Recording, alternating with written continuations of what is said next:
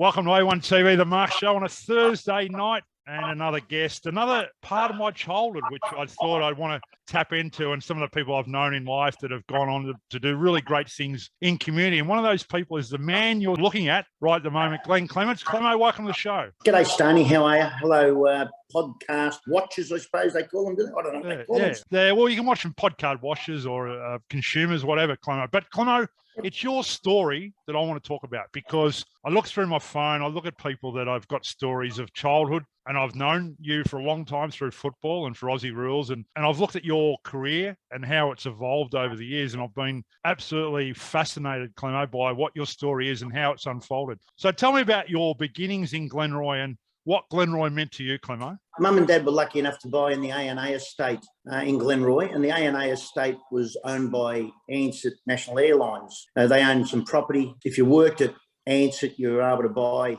block of land, and my great uncle worked for Ansett. He was able to buy a block of land, and Mum and Dad were able to build in 1958 in Tirana Avenue. So all the houses in that little estate there finish in the letters ANA, which is the old Australian National Airline brand. Small trivial fact a lot of people don't know, but Mum and Dad built. I was born in 62, lived in the same house, the family home, till I was 24. Mum was a housewife and a great mother. Dad worked for the Gas and Fuel all his life as a plumber, done an apprenticeship. I had one sister, and the four of us lived in a three-bedroom home, weatherboard home in Glenroy. I was there, as I said, for 24 years, and I left home at the age of 24. So all my growing up years, the primary school years, the Glenroy Tech years, technical school, secondary school, were all around Glenroy. Was lucky enough to be involved with local community football at Glenroy and be brought up, dragged up, some people would say, just down the road from Broadmeadows in Glenroy, which I love. Still can't get me head out of Glenroy to a certain extent, but it has been able to structure me and keep my feet on the ground to a certain extent, to know that my upbringings were from a working class background. And it was good. It was a good upbringing. 5, 6, 7 kids out on the street kicking the footy, the Italians and the Maltese across the road, a couple of Australian families up the road, and some lifelong associations were made by growing up in that street. So, Clemo, just while we're on that, just I want to take you back to the Glenroy, because you and I know each other through the football club, right? And I started a football club in 1969, around 1970, I think it was. And I suppose your sporting prowess, because you weren't a bad player. In fact, my father, Max, identified that you could have gone on and played a high level of footy. How did you think your football career went from starting off, and where was your football ability come from? Where'd that come from? I wouldn't say I was a good footballer, Stoney, but I would say what happened was that if you stick around long enough, you turn into being one of the better players. Lots of blokes come through the football club, and you may start off with 50, and in that line you might be 35. Well, before you know it, work comes in and girls come in, and before you know it, 20 filter off. So you're down to 30, and by that stage you might be 15. You may have improved a bit. You might have got to be number 12. By the time you get to the 20s, if you're still around, more of those blokes have filtered off, and before you know it, you might be number 2 or number 3, number 5, in the order of best to worst. I don't think I was such a good footballer, but I was given a great opportunity by your father, Max, to go down and do a couple of pre-seasons training at North Melbourne. And Max was super generous with all the boys at Glenroy Football Club. Everybody got a bit of an opportunity if they wanted to stop, listen, and go down and have a bit of a crack. I was lucky enough to do a couple of pre-seasons with Dennis Pagan. I'd done one with Slug Smith. Slug Smith. Goodness, there's a blush. Slug Jordan, but fairly similar characters, really. And I had a voice, and probably the main thing I had more than anything, Stoney, was I wasn't afraid to use my voice to encourage, to talk, to be out there a little bit. And that probably made up for the stuff that I wasn't real good at on the football field as a person that needs to lead or needs to instruct or whatever. So I was lucky that way, Stoney. I was never, ever, and similar when I got to Glenroy Football Club, like when I come back from senior years at Glenroy, the things got in the way. Grog, the blokes going out, that all got in the way. And I probably should have played a lot longer. I wish I had been a Gary Ransom or something that played into the 30s, but my body and my knees were not good. And so I gave it away. But I had some terrific times at the football club. I loved the football club, and I loved the camaraderie of the blokes I played with. And I still love the camaraderie of the blokes I played against. And I see them a lot. And it's good to be able to go up and speak to fellas, from Doodles or Strathmore or Oak Park or wherever it may have been, just about, different days of football and the way we went about it in those days. Once again, some of my lifelong friends, including yourself, have been through just local community football. One of your greatest traits, Glenn, is your communication skills. I really think that it's taken you and it is taking you a long way. And you've got to admire that something about to be upfront in some people's faces, not so much, but in a bad way, in a really good way. I think that's a really good thing. But one other thing I want to take you back to is the point that the coaches you had at Glenroy, because you and I had one of the best coaches, I don't know whether it was intimidating or whether he was before his time, but Lyndon Westcombe, what did Lyndon mean to you, Clemo? Lyndon set a lot of rules, and you dare not walk outside those rules because those rules weren't there for you. They were there for everybody. So when he made a rule, it was for the best player, for the worst player, for everybody. And the rules he put in place were so that the team, as a team, so that we all got to improve and we all got a bit of success. We all were able to be on the end of success. He was a very, very hard man, and some of the great stories that I have in my memory that we all know at Glenroy, but a lot of people outside of Glenroy don't know a lot of those stories, and their eyes pop and their faces are agog when I tell them something. Is there one you can share with the viewers that we can put to wear? Because I know a few of the stories which you couldn't put to wear, but is there one you can put to wear that is very humorous? Because I love Lyndon, I love the Westcombe, and I love just the way Lyndon went about his football, because he did get the best out of everybody by his methods. We were the fittest team you could possibly go around. That's why we were very successful, because we could run, we could carry the football, we could use our skill, and that's why but is there any story that you can share, a Lyndon story that could put to wear, Clemo? There's a lot of them I could put to wear. Yeah. Probably one of the funniest ones was we were doing pre-season, and one of the gentlemen needed to. He didn't have a lot of money, and when he was having a beer, instead of paying for the beer, what he would do is he would tick it up. He'd put it on the tick, and his bill got so expensive that he actually come to Lyndon and said, "Listen, I'm not going to be able to pay this bill from drinking beer." And Lyndon said to him, well, it was Les Connell. He said, Les, if you like, I'll pay your bill, but you've got to take me home from Glenroy to West Meadows, where he was living in Royal Court, I think it was. You got to take me home in that wheelbarrow over there. And Les said, yeah, right, I'll do that. He said, you're going to push me all the way home to West Meadows in a wheelbarrow.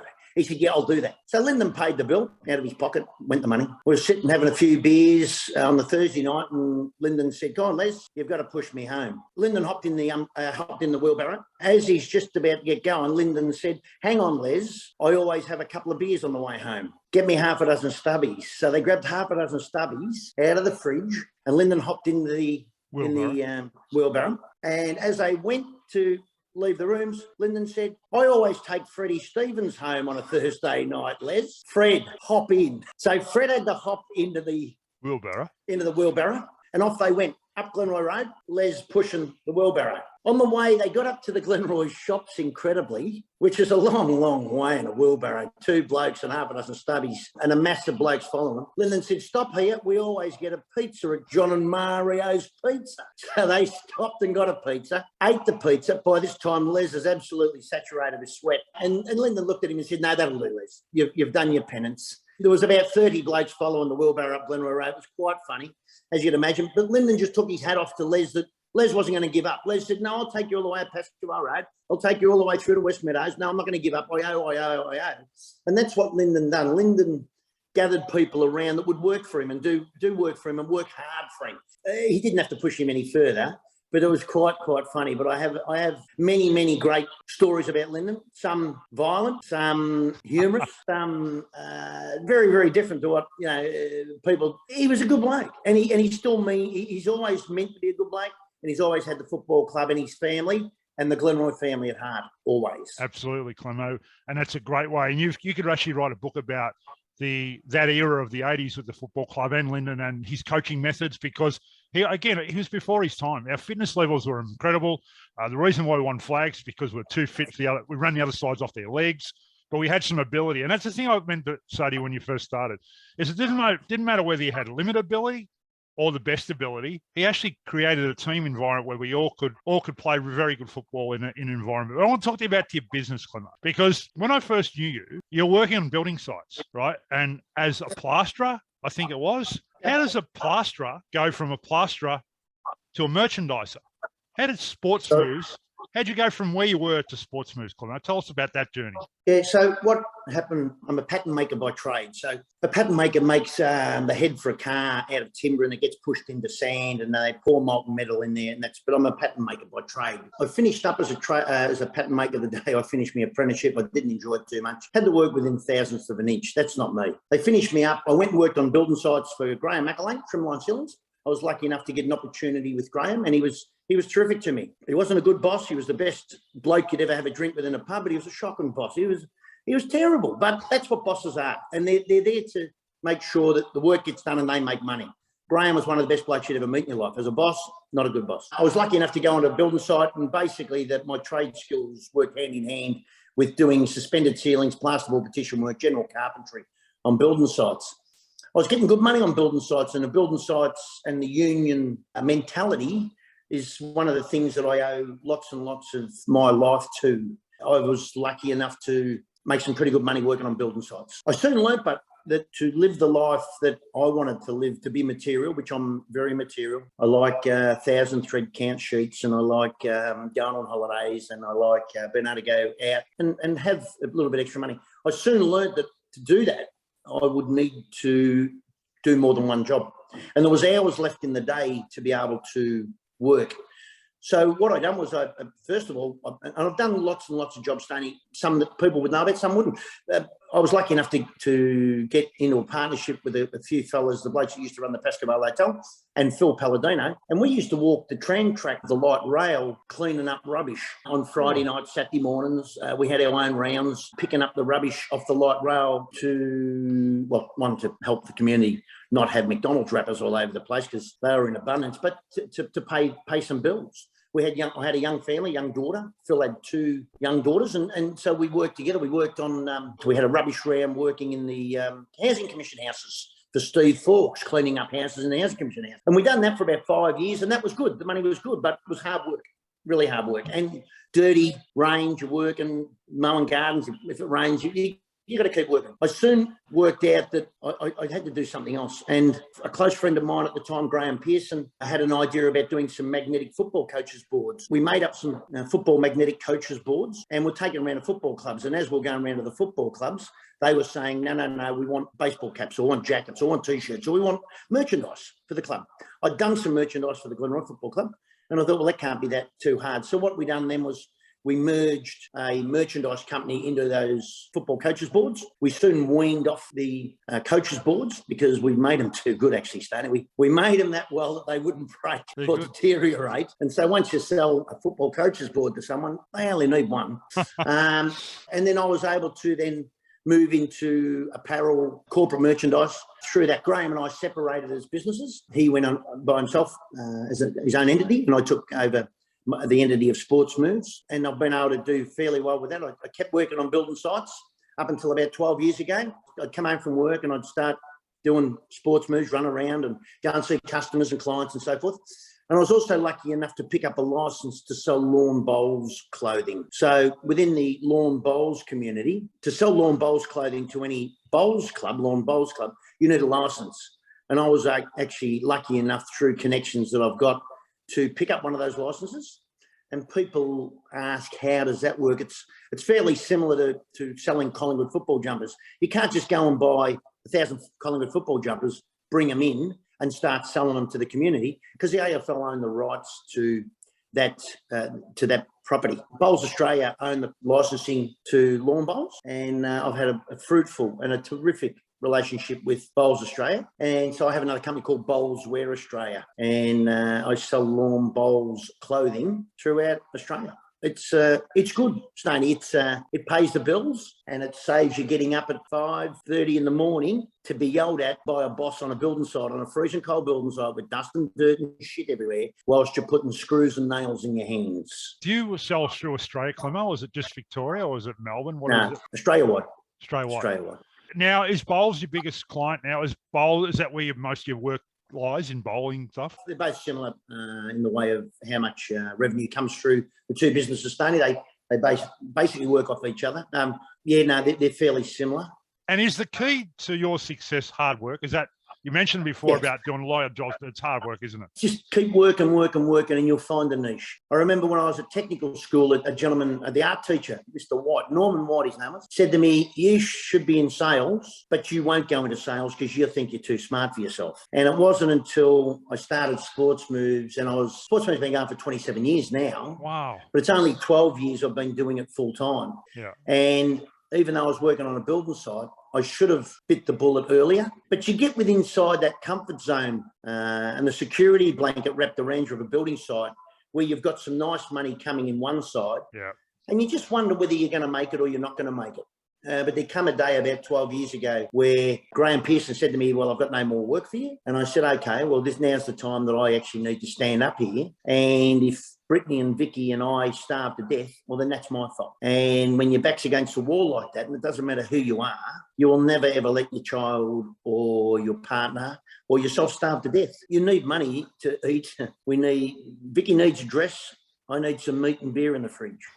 And for that reason, you always make ends meet. And that's sort of the philosophy I've always had, Stoney. Keep working. Doesn't matter what you do. Doesn't matter what you do. Keep working. If you need to get a second job to make ends meet, get a second job. Yeah. So, I love that. I love that philosophy. And I attest to that. I've got about 5 different jobs, but that's how I am. I know that. So just, you know what? You talked about Vicky and Brittany, right? And behind every great man is a great woman, right? And I've known Vicky a very long time, and Vicky's been very much part of your life. And you're a man's man, Clevo. You're a meat and potatoes and go to the pub, and which is a great thing because that's what you do. That's who you are, right? So Vicky's been she's been fantastic, Clevo. How do you see Vicky, your partner? That must be an amazing connection. Yeah, well, exactly what you said, Stoney. Behind every great man is a greater woman. I'm not saying I'm a great man, right?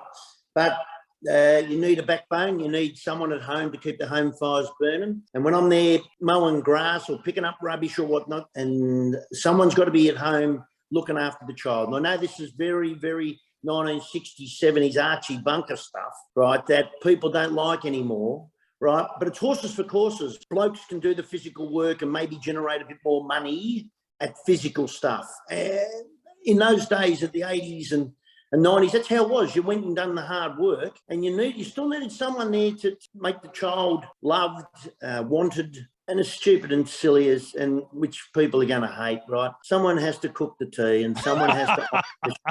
I mean, Vicky, I love you for that. But that's the way it is, you know. I know that Vicky wouldn't have wanted to be out there picking up the rubbish. I know Vicky wouldn't have wanted to be getting up on a Saturday morning to go to work. She was lucky enough to be around Brittany for all those years, and so was I. But no, she's been absolutely sensational. Her family and my family have been absolutely incredible. You've got to surround yourself by good people, Stoney, and once you don't, you can get sucked into going down the wrong path. Her family have been terrific to me. She's been a ripper, and Brittany has been absolutely.